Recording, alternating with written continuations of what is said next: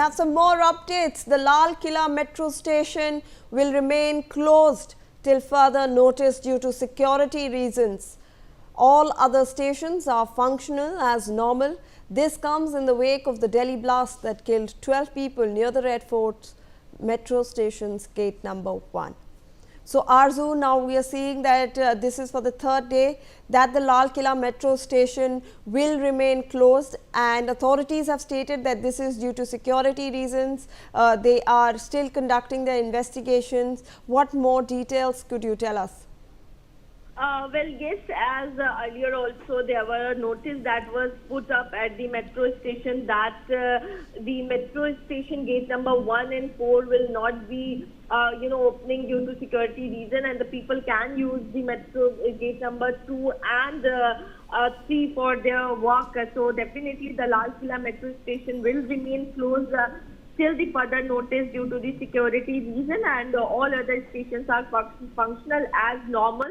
And definitely this is being done for the, in fact, security reason, as the investigation is still ongoing. This is the gate number 1 was the nearest metro gate number where the incident has happened, and that's why the entire area has been cordoned off, and the police, the forensic team is still investigating this matter. So that's why, so that the evidence doesn't get affected, so that, and also there is security reason due to which this step has been taken. In fact, the Red Fort is still not open for public right now.